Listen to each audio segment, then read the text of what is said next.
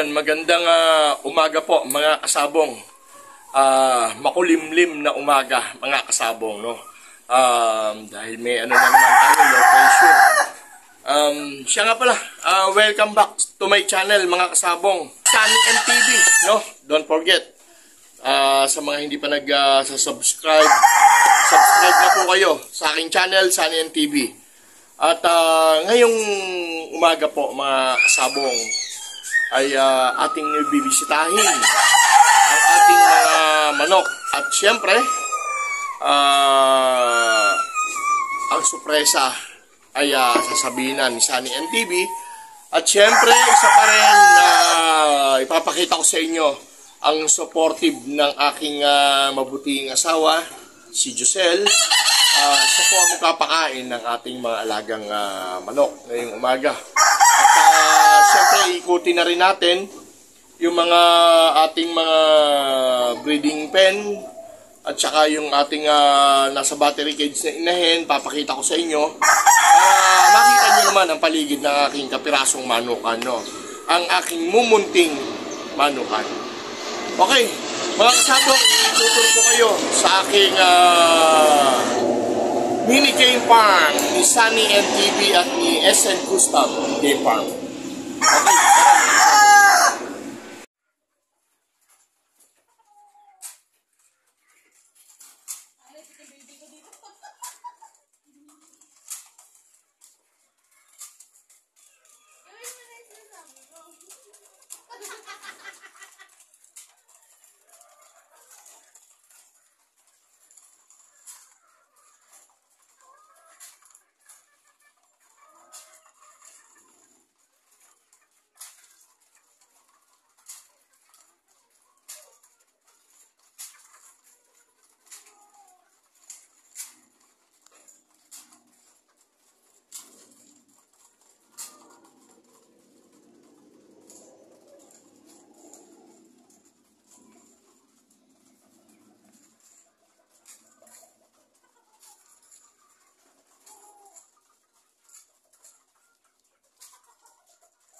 wala.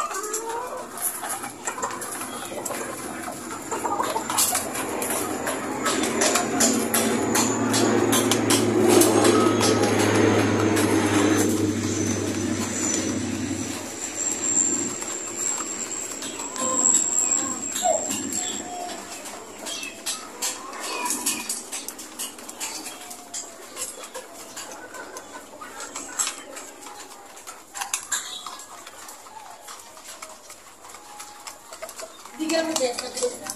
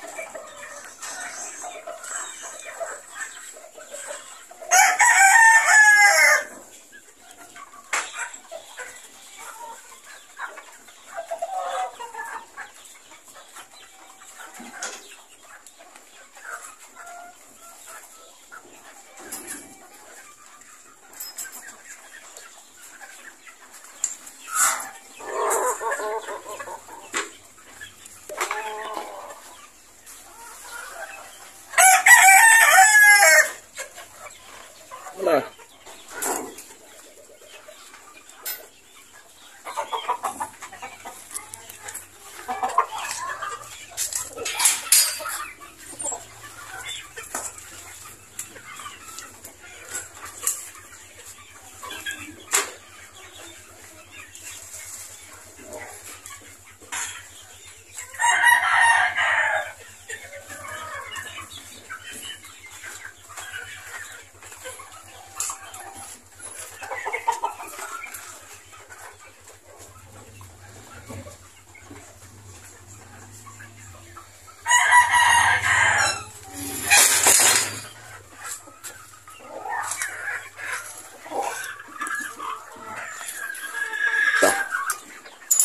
Ito ang ating pure Boston Roundhead. Linyada po yan ni Martin Esculin. Esculin line.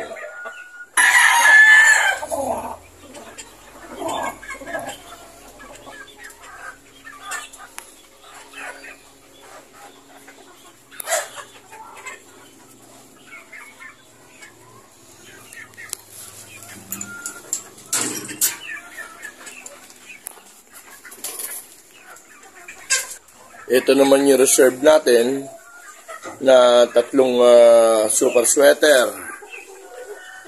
Yan. B-boy line po yan. Super sweater. Reserve natin yan para sa local breeding. May isa silang kasama na pure white Kelso. Yan. Naka-reserve po yan para sa local breeding. Ito naman ang ating red Kelso.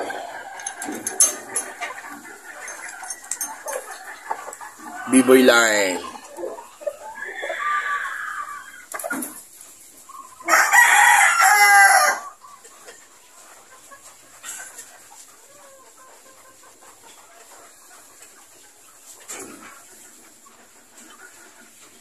My red Kelso.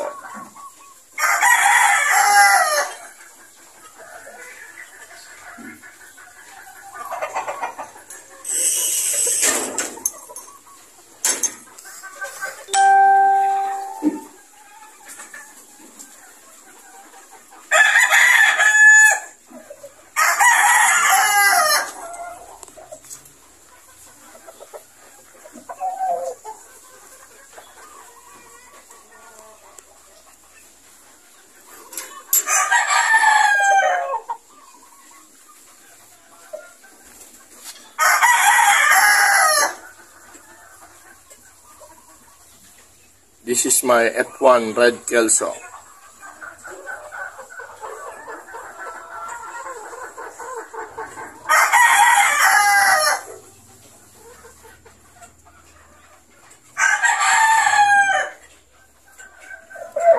Nine months old.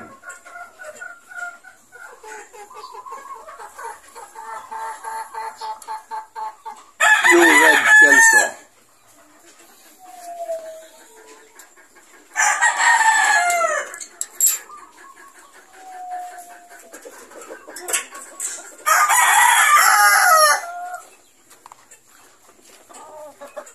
This is my pure white Kelso.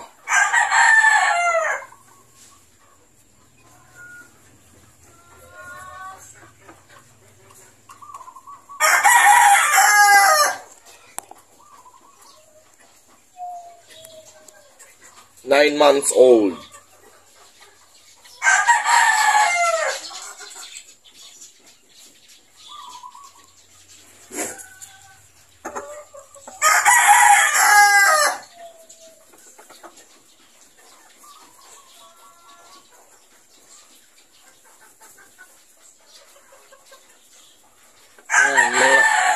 Mga pang-out ko yan, mga kasabong, pang-release yan.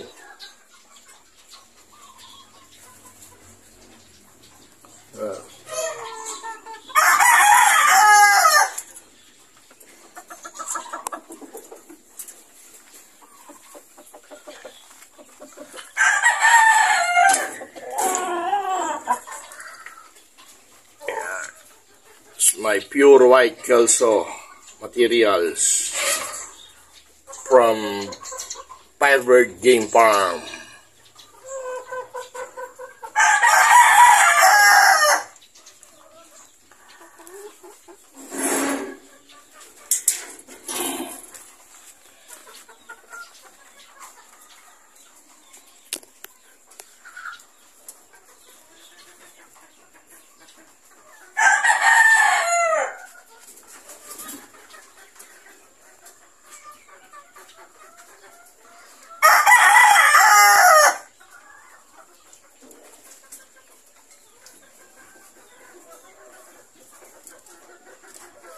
My baby stag.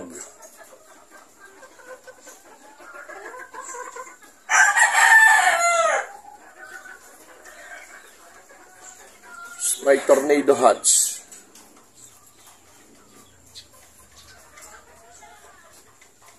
And this is Super Sweater Cross.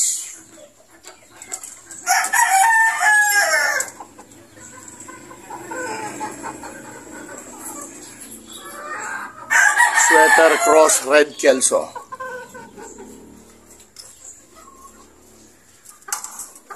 And this one is Super Sweater Cross Gray.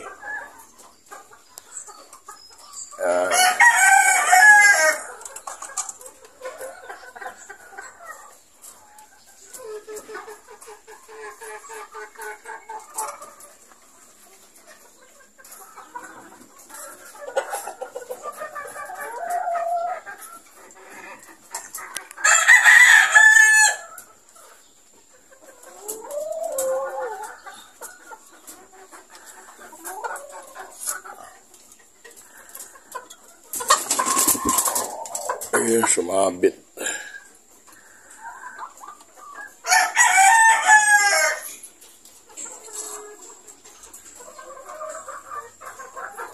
And this one is Red Kelso pa rin. Sweater Red Kelso.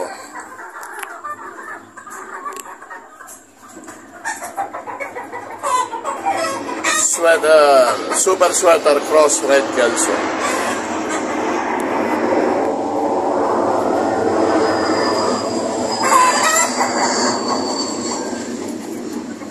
Yan po ang, yan, mga pan-release yan, mga kasabong.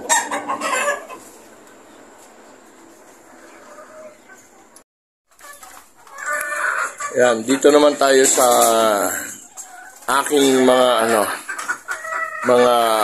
pullet and hen na battery cage type. Yan ang ating mga materials na pure white Kelso. Medyo madilim lang kasi mga kasabong nagbaba ako ng tarapal kagabi. Ayan. Ayan, tarapal. Kasi nga, mulan. Nagbe-breed na tayo, kaya hindi sila pwedeng mabasa o maanggihan. Nagsisimula na silang umitlog para sa early bird breeding. Yan ang ating mga materyales para makita nyo. Kaya sa mga gustong mag-avail ng sisiu na 1 month old, pwede na kayo magpa-reserve. Yan. More on pure white Kelso ang ginamit natin ngayon na palabas na materyales, no? Yan. Ang mga materyales natin pure white Kelso. Meron tayong dalawang white Kelso cross gray. Yan. B-boy po pa rin yan. B-boy pa rin yan. Yan ang pure white Kelso.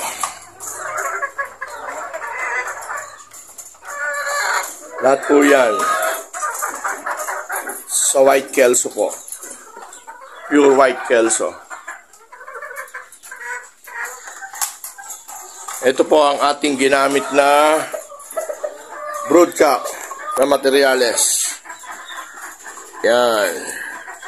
Pure White Kelso ni B-Boy Enriquez ng Firebird Game Farm. Baba ka naman para makita ano nila. Oh. Yan. Bihis na siya, pero may konti pa. Yan. Is my broodcock. Pure White Kelso.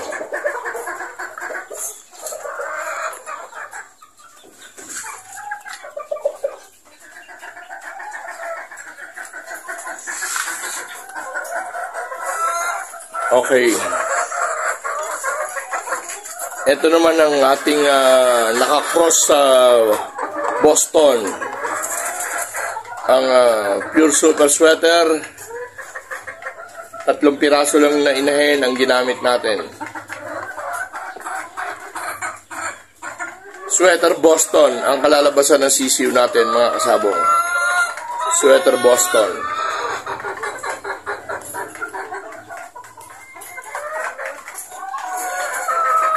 Ang isa,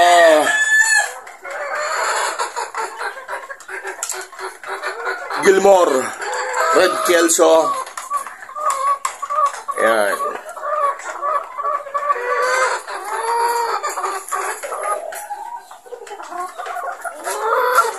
Ito ang ating Tornado Hats.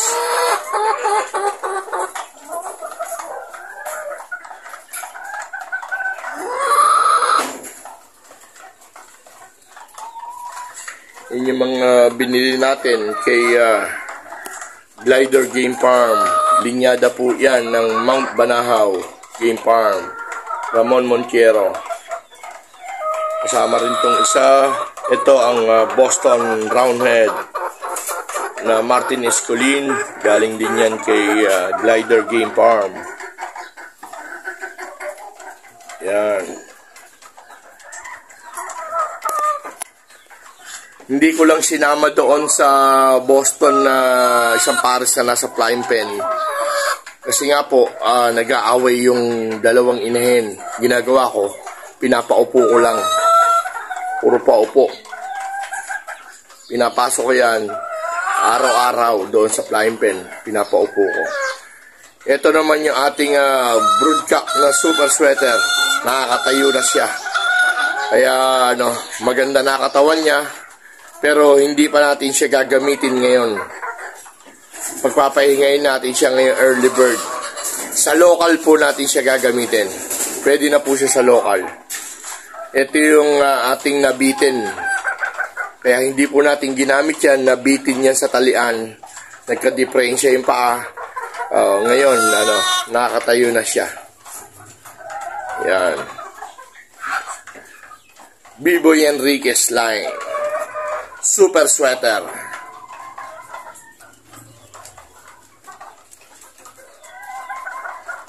Nakakatayo na rin siya.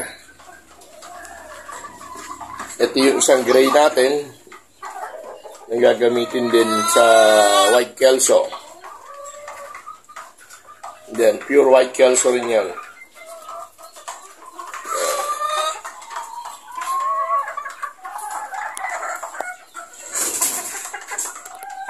Another one, Pure White Kelso.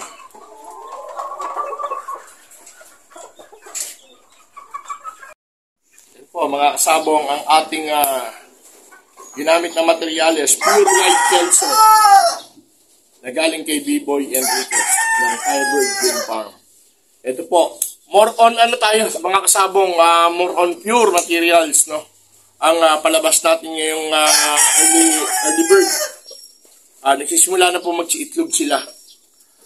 Yon, at pinalex ko lang to mga kasabong para sa mga may gustong bumili ng ating mga palabas na sisiw. Welcome po kayong lahat. Pwede po tayo ng walk-in, pwede po tayo ng reservation, at Luzon, Visayas, Mindanao, nagsishipping po tayo. Okay, mga kasabong, hanggang dito na lang po ang ating episode ngayong araw na ito. Sana po nag-enjoy kayo at sana kahit papano nakakuha kayo ng idea sa aking mumunting manukan. Yun, Maraming salamat sa walang sawang pagtangkilik kay Sunny NTV at kay SN Gustav Game Farm. Muli po, no, ipapaalala ko lang, no, bago tayo magsarado ng usapan, ngayong darating na Kapaskuhan, ngayon ni Bear Months na mga kasabong, no, meron akong munting gantimpala munting gantimpala sa ating mga subscriber na nag-share ng aking mga videos at saka sa aking SN Gustav Game Farm na nag-share ng videos. Siyempre, number 1, nakapollow, naka-like and follow kayo, and naka-subscribe. Yon. Mamimigay po muli tayo ng manok sa ating mga masugid na taga-subaybay at taga-hanga at taga-subscriber natin, naka-followers natin. Yan, mamimigay po tayo ng manok na tignan natin yung mga, yung early bird natin palabas or yung mga natira natin na pambenta. Yon, mamimili po sa Sunny NTV. Kaya, ano pa hinihintay nyo? Mag-follow na kayo sa aking FB page na SN Gustav Game Farm. At subscribe na po kay Sunny NTV. Okay, mga kasabong, hanggang dito na lang po ang ating episode. Maraming salamat po muli sa inyong lahat. Long live po, and God bless you all.